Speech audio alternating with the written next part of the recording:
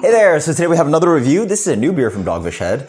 This is Hazy-O. This was, geez, how do you read this? 210, when was this canned? It's Best by 2021. Sorry, July 2021. So was this canned maybe January? Because it says 0022, 0022. 1. Maybe the 22nd day of January? No, it can't be that fresh, right? Maybe it could be. It's like mid-February now. I don't know. Anyway, so what is Hazy-O? This is Hazy-O. This is a juicy, hazy IPA. So using those keywords, so New England style or whatever they're trying to go for. And it uses malted oats. Which is a process where you hydrate a grain, so that could be oats in this case, and you allow sort of the enzymes to activate so that the sugars are more accessible for the yeast, and that sort of malting process for grains.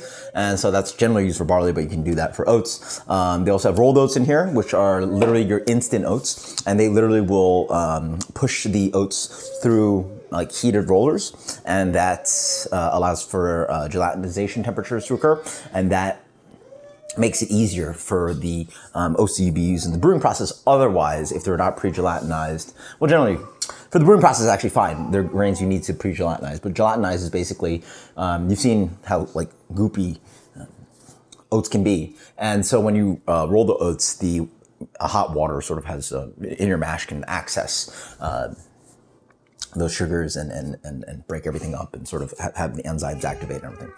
Naked oats, and then it's just plain oats that have not been processed. So they're probably the ones with the highest amount of proteins, dextrins, and all those complex sugars. And also oat milk. Oh yeah, oat milk. Actually, don't even know what it has. Oh, oat milk. I assume is actually sort of like soybean milk. It's just like oats, and they press it with some water, and you get the extract. How that's heated is an interesting process. But anyway, these are different oats that you're using, and oats and or wheat are generally used in New England IPA, but they're focusing on the specific ingredient oats, and they're using different forms of it, and they're using probably some new age hops in there as well. So on the website, they don't actually list what hops are in here, I don't think, but they do list a bunch of kind of like fruity kind of descriptors. So looks pretty nice for shelf-stable, mass-produced, or large-produced craft brewery. Well, now it's Boston Beer Company, so it's pretty big. This is a like gold color, medium hazelnut, completely opaque. It smells quite nice. Wow. Initial impression is just this big, ripe apricot mango note. Yeah, big fruit on that. Wow. Yeah, nice. Just fruit salad, stone fruit, mangoes. It's all those like yellow/orangey kind of fruit characteristics, but very peachy, very apricot-y, very stone fruity, very mango-y. Just all the way in your face, right for days. Almost some passion fruit in there. Wow, killer aroma, cheers. By the way, this rolls in at 7.1, I want to say, yeah. And they say it drinks like a 5% beer. Wow, that's crazy. I suspect there's some Sabro in here, maybe? I've gotten that flavor off Sabro before. It's got this like pineapple pina colada-y thing kind of thing going on. Very fruity up front, and I want to say it's specifically Sabro that does that.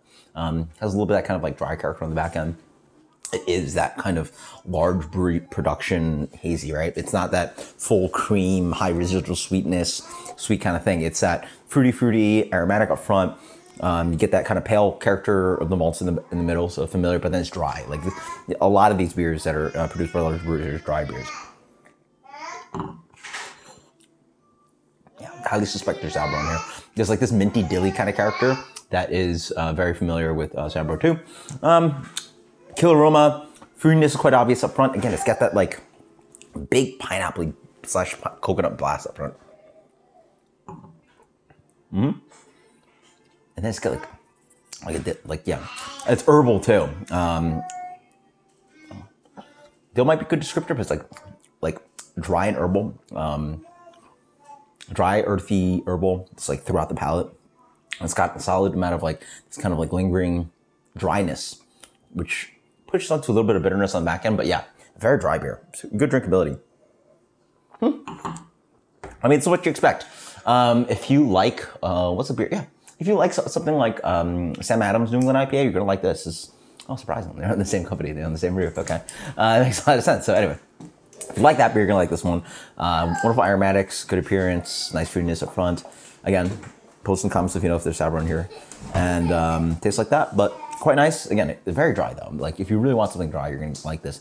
And it's, that really pushes the range for more traditional New England IPA drinkers. It's not that bitter, but it does have that, wow. It is actually almost astringently dry. It is very, very dry beer. I really wish it had a little bit more oomph on the sweetness to it. Oats, I mean,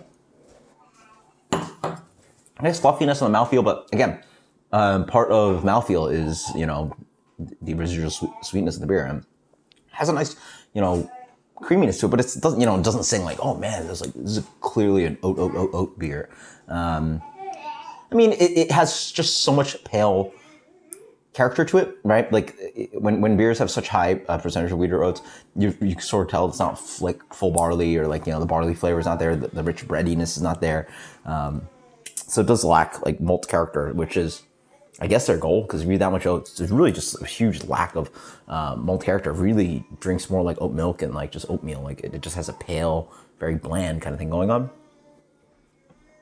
which really is, I guess, your goal with a hazy, juicy kind of beer. So let's go with a solid.